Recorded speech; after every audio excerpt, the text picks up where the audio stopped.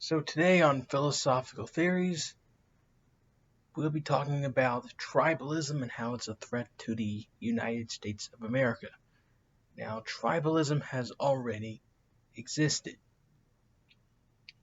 Before modern times, when the explorers came to the United States, had the British, the French, and the Dutch.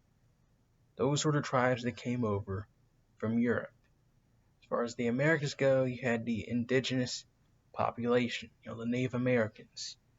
You had the Iroquois, you had the Powhatans, the Cherokee, the Sioux, and the Inuits. You had a bunch of Native American tribes, and that was tribalism back then. They all had their own boundaries, their own lands, their own currency, and their own government. And if each tribe came in contact with one another, there was always conflict out in and bloodshed.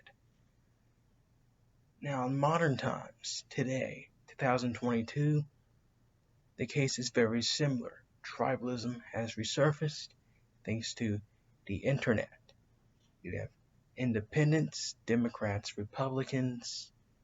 You got pro-life, pro-choice. You got the gay community. You got Christians, Muslims. You got Jewish.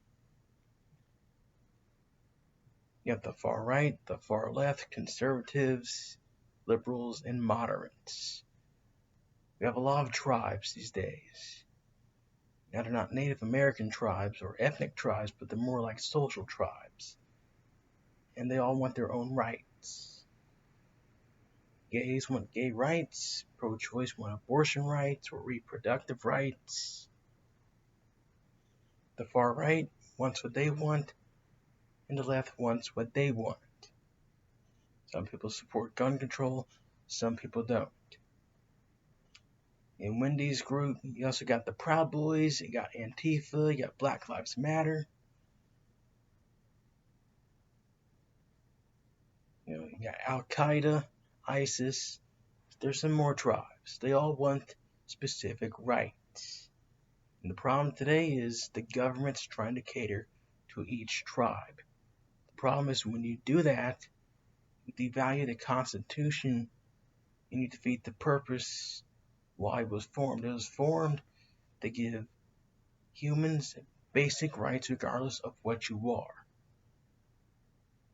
But today we're trying to categorize the Constitution, give people individual rights that belong to each group. And the problem with each group wanting different rights is that when these groups are in conflict with one another, you're going to have a lot of bloodshed, and that's going to turn into a civil war. So if you're the government, you're going to cater to the pro-life people. How is that going to benefit the pro-choice people? Tribalism is very dangerous. Now, being in a tribe or gang is not a problem. But it becomes a problem when the gang does something that is extreme.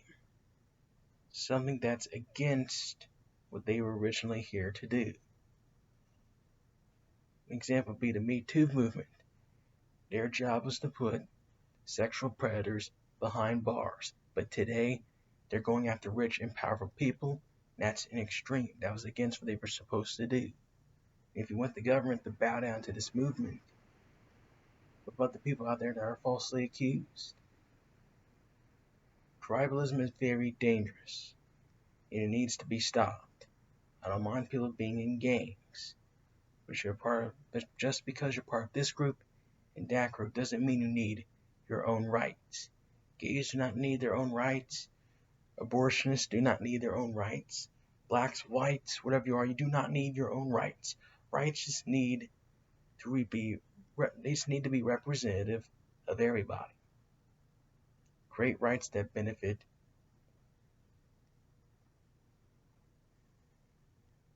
create the rights that benefit humans as a whole.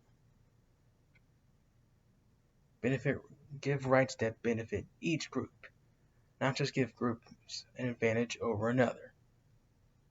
As your philosophical theories, tribalism is dangerous as a threat to the states. It needs to end.